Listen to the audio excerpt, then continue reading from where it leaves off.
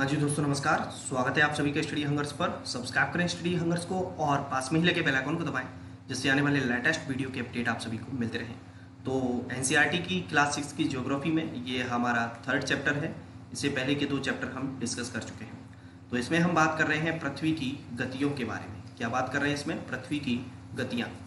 तो जैसे कि आप जानते हैं, पृथ्वी की गति 2 प्रकार की होती है, घूर्णन एवं परिक्रमण। यानी कि अगर हम आपसे बात करें तो हमारी पृथ्वी की 2 गतियां हैं, जिसे कहते हैं, एक को कहते हैं रोटेशन और एक होता है रिवॉल्यूशन। ठीक है, याद रखें। यानी कि एक तो होती है परिक्रमा और एक होता है परिभ्रमण। ठीक है, याद रखें। इनके बारे में मैं आपसे पूरा डिटेल में चर्चा करूंगा। तो पृथ्वी की 2 गतियां होती हैं 2 प्रकार की, एक होती है घूर्णन और एक होती है परिक्रमण। पृथ्वी का अपने अक्ष पर घूमना घूर्णन कहलाता है। पृथ्वी का अपने अक्ष पर घूमना क्या कहलाता है? घूर्णन कहलाता है। और सूर्य के चारों ओर एक स्थिर कक्ष में पृथ्वी की गति को परिक्रमण कहते हैं। तो आप याद रखें, अपने अक्ष पर जब पृथ्वी घूमेगी गोल गोल तो क्या कहलाएगा? रोटेशन कहलाएगा। और जब सन के चारों ओर घूमेगी तो वह क्या कहलाएगा? रिवॉल्यूशन कहलाएगा। पृथ्वी का अक्ष एक काल्पनिक रेखा है जो इसके कक्षीय सतह से 66 हाफ का कोण बनाती है, और वह समतल जो कक्ष के द्वारा बनाया जाता है उसे कक्षीय समतल कहते हैं। जैसे कि उदाहरण के लिए मैं आपसे बात करूं तो ये जो चित्र दिया गया है आप इसे अच्छे से देखिए। यानी कि अगर हम बात करें हमारी पृथ्वी के बीच में से क्या है कि हमारी जो पृथ्वी है वो झुकी हुई है 23.5 डिग्री पर। ठीक है, 23 हाफ। तो ये जो झुकी हुई है 23 हाफ पर, तो ये क्या है? 2 पोल क्रिएट करती है। ये जो बीच की जो लाइन है ये इमेजनरी लाइन है। कैसी लाइन है? इमेजनरी लाइन है। और नीचे वाला ये है साउथ पोल। ठीक है, अब यहाँ से ये कह रहा है कि ये जो क्रिएट करेगी, यानी कि ये जो एंगल बनाती है ना, यानी कि बीच में से आपने क्या है कि ये ऐसे ऐसे काट दिया और ये जो एंगल क्रिएट कर रही है वो 66 हाफ डिग्री का एंगल क्रिएट करती है। जैसे इन्होंने क्या नाम दिया है? इन्होंने कहा है जैसे कक्षीय समतल कहा है। पृथ्वी सूर्य से प्रकाश प्राप्त करती है। पृथ्वी का आकार गोले के समान है, इसलिए एक समय में सिर्फ इसके आधे भाग पर ही सूर्य की रोशनी प्राप्त होती है। सूर्य की ओर वाले भाग में दिन होता है, जबकि दूसरे भाग में जो सूर्य से दूर होता है वहाँ रात होती है। स्वाभाविक बात है, हमारी पृथ्वी कैसी है? गोल है। तो पृथ्वी की क्या है कि सूर्य की जिस साइड क्या है रोटेशन करती है, जब वो घूमती है तो इधर वाली साइड को क्या है कि जैसे इधर रोशनी मिल रही होती है। जब घूम के क्या है कि वापस आती है तो क्या है, ये हिस्सा जब इधर हो जाता है तो इस हिस्से को रोशनी मिलती है। ठीक है, ग्लोब पर वह वृत्त जो दिन तथा रात को विभाजित करता है उसे प्रदीप्ति वृत्त कहते हैं। यह वृत्त अक्ष के साथ नहीं मिलता है, जैसे कि आप देख पा रहे हैं 3.2 वाले में। ठीक है, घूर्णन के कारण पृथ्वी पर जो होते हैं वो दिन रात होते हैं। पृथ्वी अपने अक्ष पर एक चक्कर पूरा करने में लगभग 24 घंटे का समय लेती है, और घूर्णन के समय काल को जो कहा जाता है वो पृथ्वी का दिन कहा जाता है। यह पृथ्वी की दैनिक गति है।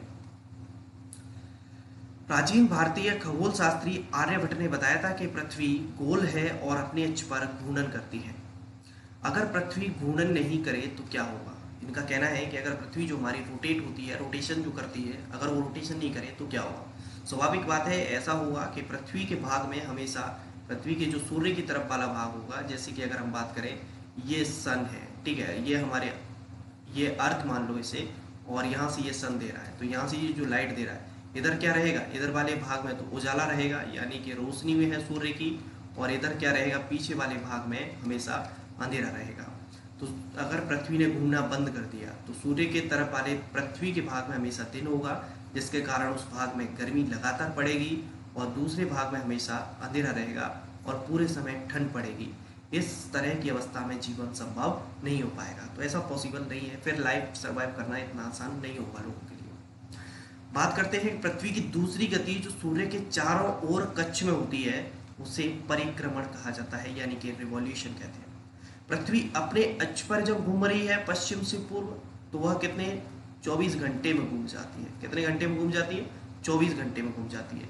लेकिन अगर सूर्य की जो परिक्रमा करती है पृथ्वी, वह कितने में करती है? 365 दिन और 6 घंटे। कितने में करती है? 365 दिन 6 घंटे।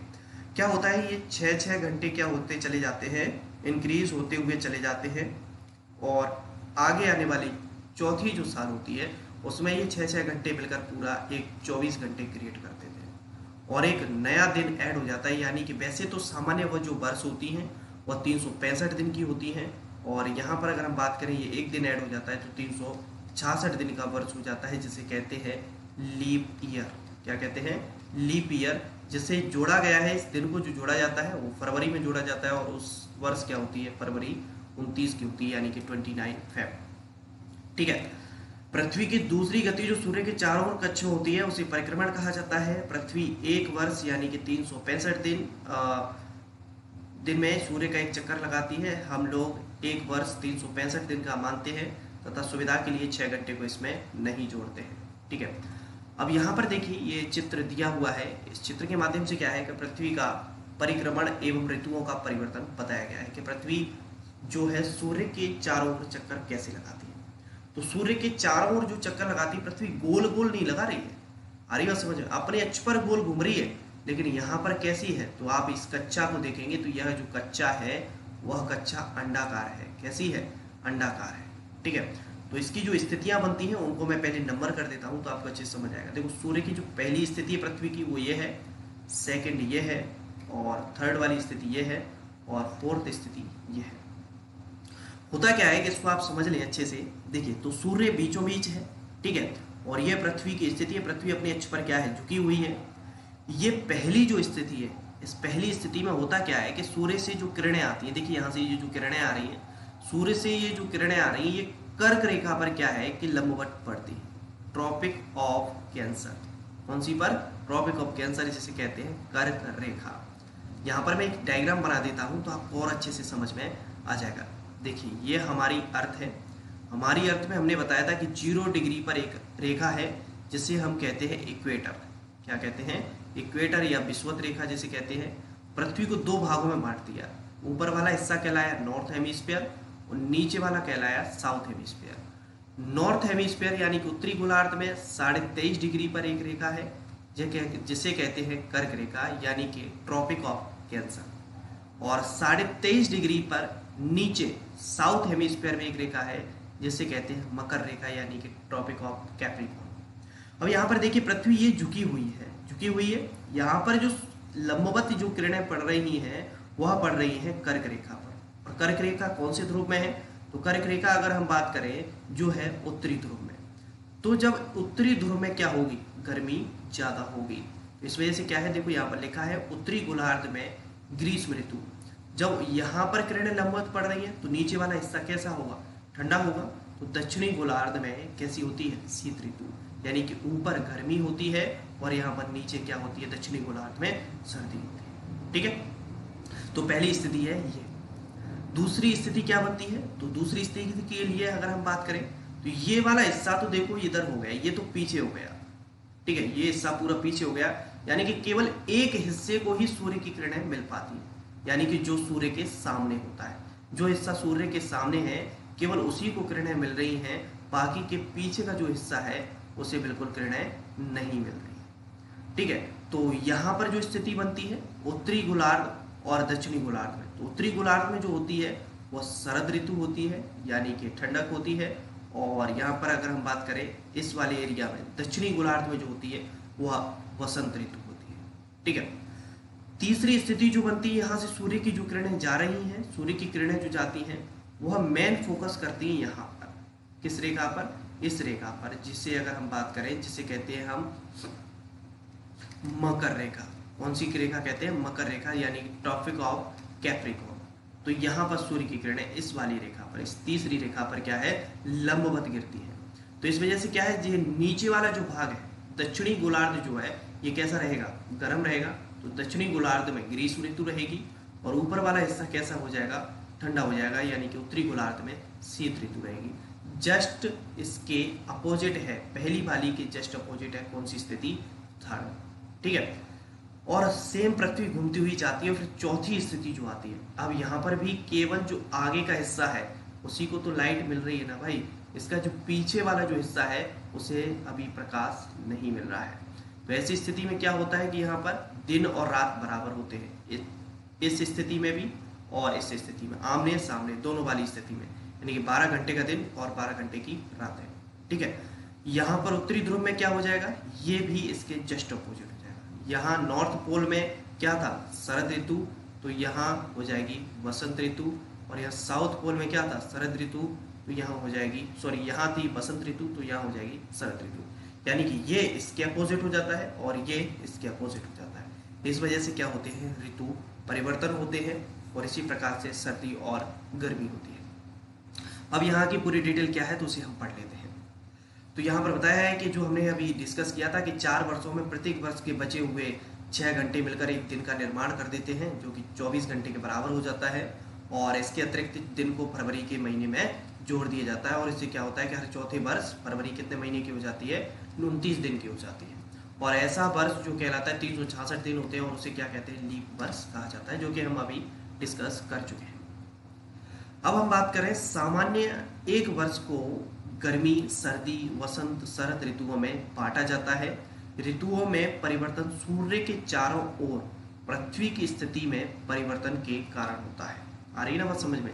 यानी कि अगर हम बात करें, सूर्य तो अपनी जगह फिक्स है, सूर्य की जो स्थिति है, जो लोकेशन है, वो तो अपनी जगह फिक्स है, केवल रोटेट कर रही है। तो कौन कर रही है, अर्थ रोटेट कर रही है। यानी कि पृथ्वी सूर्य के चारों ओर एक चक्कर लगा रही है और चारों ओर चक्कर कितने दिन में लगाती है, 365 दिन में। और अपने अक्ष पर कितने घंटे में घूम जाती है, तो 24 घंटे में घूम जाती है। ठीक है, अब जो हमने ऊपर समझा था उसी को नीचे दिया गया है, तो एक बार देख लेते हैं। 21 जून को उत्तरी गोलार्ध यानी कि नॉर्थ हेमिस्फीयर में सूर्य की तरफ झुका हुआ है। सूर्य की किरणें कर्क रेखा पर सीधी पड़ती हैं, यानी कि ट्रॉपिक ऑफ कैंसर, जो कि हमने बात की थी 21 जून की बात कर रहा है और 21 जून जो है वो यही है। और नॉर्थ हेमिस्फीयर में हमने बताया था जो ट्रॉपिक ऑफ कैंसर है, यानी कि कर्क रेखा, उस पर सूर्य की किरणें क्या आ रही हैं, लंबवत आ रही है। इस वजह से क्या होगा, उत्तरी गोलार्ध में जो है वह ऊष्मा अधिक प्राप्त करता है और क्या होगा, यहाँ पर गर्मी ज़्यादा पड़ेगी। और दक्षिणी ध्रुव में क्या हो जाता है, सर्दी होती है। उत्तर ध्रुव सूर्य की तरफ झुका होता है तथा उत्तरी ध्रुव रेखा के बाद वाले भागों पर लगभग 6 महीने तक लगातार दिन रहता है। ये बात इसमें दी हुई है। और इसमें कहा गया कि 21 जून को इन क्षेत्रों में सबसे लंबा दिन और सबसे छोटी रात होती है। यानी कि अगर हम बात करें यहाँ पर इस पहली वाली स्थिति में जो दिन होते हैं ना, वो करीबन 14 घंटे के होते हैं, डेज होते हैं। ठीक है, और जो नाइट होती है, रात होती है, वो 10 घंटे की होती है। ठीक है, तो ये बात इसमें बताई गई है, आप एक बार ऐसे पढ़ लें। 22 दिसंबर को दक्षिण ध्रुव के सूर्य की ओर झुके होने के कारण मकर रेखा पर सूर्य की किरणें लंबवत पड़ती हैं, यानी कि सीधी पड़ती हैं। ये स्थिति जो बात कर रहा है, इस थर्ड वाली स्थिति की बात कर रहा है, यानी कि ट्रॉपिक ऑफ कैप्रिकॉर्न, मकर रेखा पर। तो दक्षिणी ध्रुव में गर्मी हो जाती है और उत्तरी ध्रुव में क्या हो जाती है, ठंडक हो जाती है। ठीक है, ये पूरी चीज इसमें दी हुई है। सूर्य की किरणें मकर रेखा पर लंबवत पड़ती हैं, इसलिए दक्षिणी गोलार्ध के दिन बहुत बड़े भाग में प्रकाश प्राप्त होता है। इसलिए दक्षिणी गोलार्ध में लंबे दिन होते हैं और छोटी रातें होती हैं। इसके ठीक विपरीत स्थिति में उत्तरी गोलार्ध में होती है। पृथ्वी की इस अवस्था को दक्षिण अयनांत कहा जाता है। क्या आप जानते हैं कि ऑस्ट्रेलिया में ग्रीष्म ऋतु में क्रिसमस का पर्व मनाया जाता है? और यहाँ पर बात कर रहे हैं 21 मार्च और 23 सितंबर को सूर्य की किरणें विषुवत वृत्त पर सीधी पड़ती हैं। 21 मार्च और 23 सितंबर, यहाँ पर देखिए दोनों स्थितियों की बात कर रहा है। ये वाली स्थिति 21 मार्च और ये वाली स्थिति 23 सितंबर। यहाँ पर सूर्य की किरणें क्या है, लंबवत पड़ रही हैं, आप देख पा रहे हैं। ये पूरा हम डिटेल पहले ही पढ़ चुके हैं। इस अवस्था में कोई भी ध्रुव सूर्य की ओर नहीं झुका होता है, इसलिए पूरी पृथ्वी पर रात एवं दिन कैसे होते हैं, बराबर होते हैं और इसे विषुव कहा जाता है। 23 सितंबर को उत्तरी गोलार्ध में शरद ऋतु होती है, जबकि दक्षिणी गोलार्ध में वसंत ऋतु। और 21 मार्च को स्थिति क्या होती है, इसकी जस्ट विपरीत होती है, यानी कि उत्तरी गोलार्ध में वसंत ऋतु और दक्षिणी गोलार्ध में शरद ऋतु। यानी कि ऊपर वाला जो डायग्राम है, अगर आपने उसको अच्छे से समझ लिया है तो आपको इस थ्योरी की नीड नहीं होती है। इस प्रकार स्पष्ट है कि पृथ्वी के घूर्णन एवं परिक्रमण के कारण दिन एवं रात तथा ऋतुओं में परिवर्तन होता है। ये था पूरा का पूरा चैप्टर। अब बात आती है इससे रिलेटेड क्या क्या फैक्ट हैं, यानी कि क्वेश्चंस हैं इसके, जिन्हें हम अच्छे से डिस्कस करेंगे। पहला क्वेश्चन है, पृथ्वी के अक्ष का झुकाव कोण क्या है? तो सूर्य की परिक्रमा के दौरान, यानी कि इसमें अगर हम बात करें, सूर्य की परिक्रमा के दौरान पृथ्वी एक ओर कुछ झुकी रहती है और यह जो झुकाव कोण है वह है 66.5 डिग्री, पृथ्वी के अक्ष का झुकाव कोण। और अगर हम बात करें पृथ्वी जो वैसे झुकी हुई है अपने अक्ष पर, जो झुकी हुई है कितना, 23.5 डिग्री। ठीक है, अगला क्वेश्चन है घूर्णन एवं परिक्रमण को परिभाषित कीजिए। तो घूर्णन क्या है समझ लेते हैं। पृथ्वी का अपनी धुरी पर घूमना घूर्णन कहलाता है और पृथ्वी अपना एक घूर्णन 24 घंटे में पूरा करती है। इसी से क्या होते हैं, दिन और रात बनते हैं।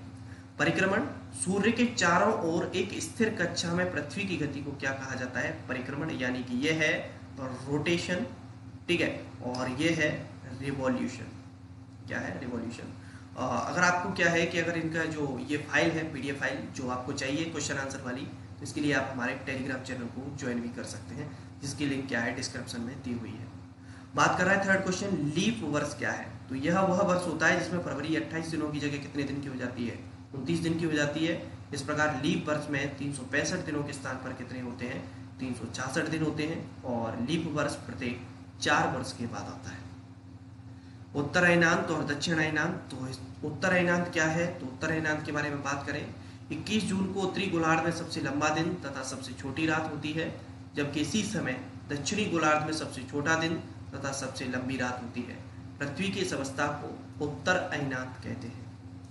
दक्षिण अयनांत क्या है, तो 22 दिसंबर को दक्षिणी गोलार्ध में सबसे लंबा दिन तथा सबसे छोटी रात होती है, जबकि इसी समय उत्तरी गोलार्ध में सबसे छोटा दिन तथा सबसे लंबी रात होती है। पृथ्वी की इस अवस्था को दक्षिणी अयनांत कहते हैं। विषुव क्या है, इक्विनॉक्स क्या है। 21 मार्च और 23 सितंबर को सूर्य की किरणें विषुवत वृत्त पर सीधी पड़ती हैं। किस पर पड़ती हैं, विषुवत वृत्त पर, जो कि बीचों बीच 0 डिग्री पर, इक्वेटर पर सीधी गिरती है। इस अवस्था में कोई भी ध्रुव सूर्य की ओर नहीं झुका होता, इसलिए पूरी पृथ्वी पर रात और दिन कैसे होते हैं, बराबर होते हैं। इसे विषुव कहा जाता है।